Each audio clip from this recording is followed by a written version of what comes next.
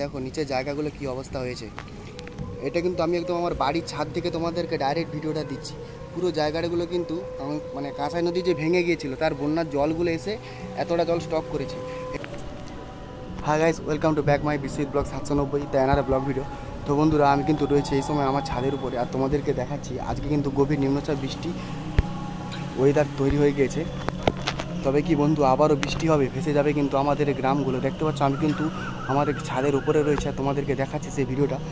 আর কিছুদিন আগেই, এই 2-3 দিন আগে যে বৃষ্টি হয়ে বন্যা হয়ে গিয়েছিলো, তার কিন্তু 2-3 দিন প্রচণ্ড রোদ হয়েছিল, গরম হয়েছিল। সেই গরমের কারণে কিন্তু আবার নিম্নচাপের একটা সৃষ্টি হয়েছে।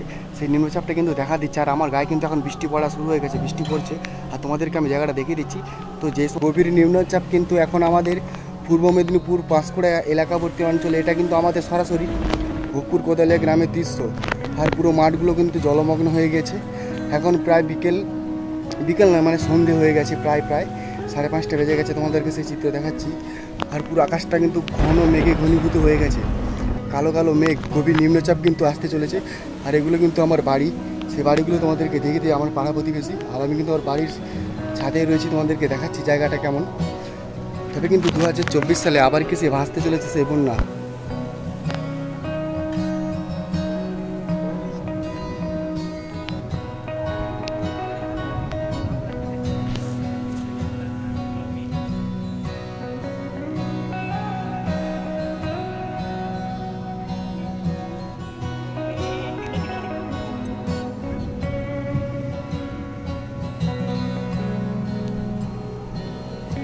মানে নিজেদেরকে যেভাবে রক্ষা করা যায়, দেখো কেউ পাশে থাকবে না কিন্তু, সত্যি কথা। কিন্তু যে যাই বলুক না কেন ভাই, কেউ কিন্তু তোমাদের বিপদে, আসল বিপদের সময় কেউ থাকবে না।